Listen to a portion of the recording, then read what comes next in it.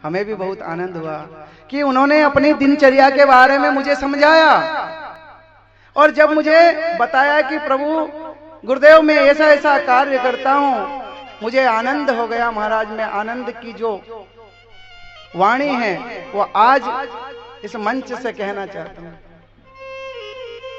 मैं किसी के बारे में कोई तारीफ नहीं कर रहा, मैं ना ही कोई उनके मुंह पर कोई प्रशंसा की पट्टी चढ़ाकर मेरा कोई कार्य हित करवा रहा हूं, नहीं, मगर जो सत्य है वो सत्य तुम्हारे सामने अवगत करा रहा हूं। क्योंकि महाराज कहते हैं कि संत फकीर जो कहते हैं वो सत्य ही कहते हैं, झूठ उनके सत्यम परम धीमहि। महाराज श्री ने बताया था आपको, महाराज श्री आपको आज 5वें दिन की कथा भी सुनाई महाराज, बड़ा ही आनंद है। और महाराज श्री दिन रात मेहनत करते हैं।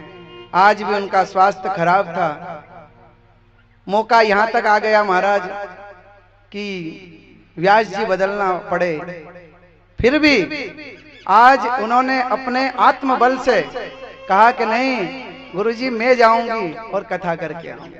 धन्य हो महाराज। उन्होंने कहा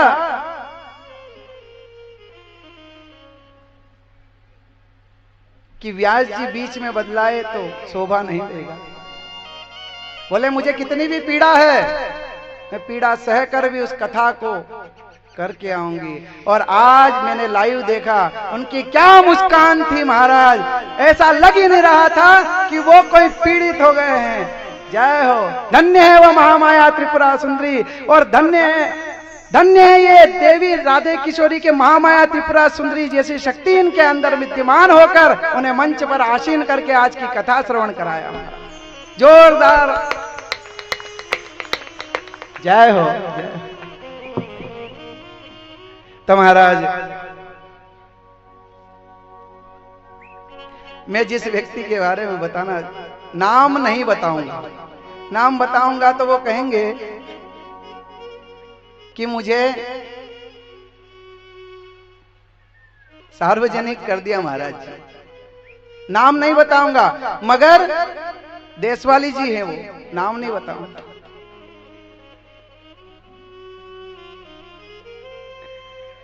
नाम नहीं बताऊंगा मगर देशवाली जी है वो। देशवाली जी कौन है कि वो सुरेश देशवाली जी है वो।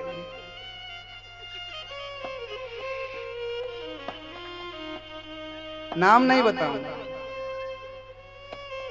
क्या करें, हमारी तो आदत ही है सत्य बोलना। नाम तो बताऊंगा।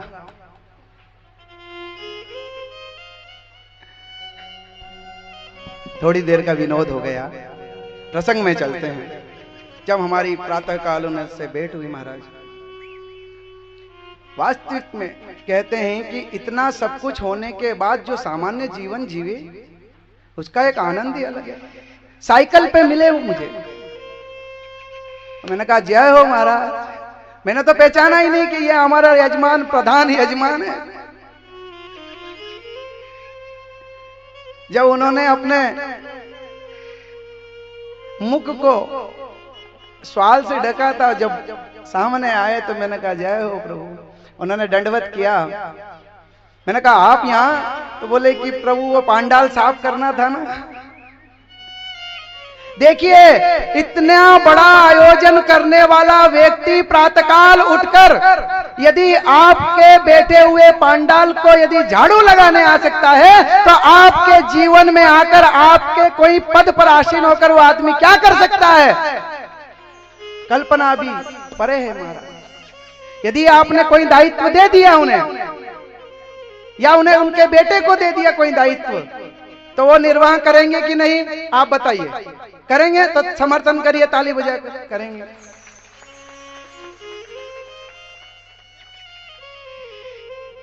जब वो स्वयं इतना कार्य कर सकते हैं, तो आपका एक कहने पर कोई भी कार्य कर सकते हैं। क्या विनम्रता है उनमें।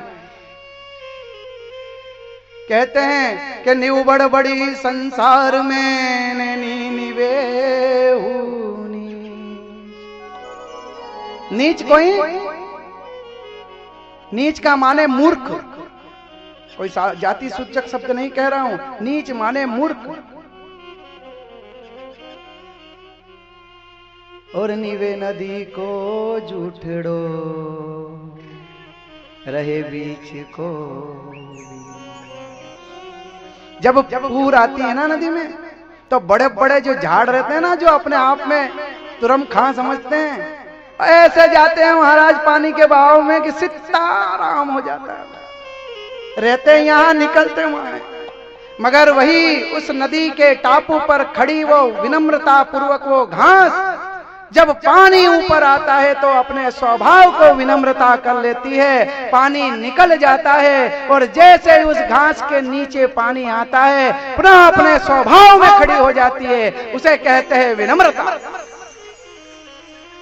कि जब कथा हो तो मंच पर आकर व्यासपीठ का पूजन करे, और कथा होने के बाद जब व्यासपीठ के पूजन के बाद जब पांडाल खाली हो जाए तो वहां की झाड़ू लगाए, वो है विनम्रता, उसे कहते हैं विनम्रता।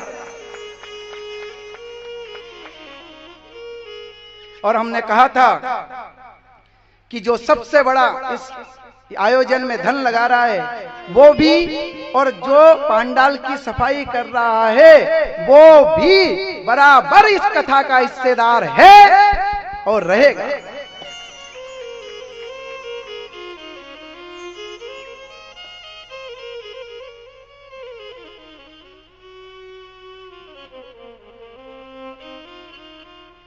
तो महाराज ऐसे ऐसे भक्तों को ये महामाया परिवार हृदय के अंतःकरण से बहुत बहुत धन्यवाद देता है, साधुवाद देता है कि इसी प्रकार के धर्म के आयोजन और भी करते रहें और धर्म की ध्वजा लहराते रहें।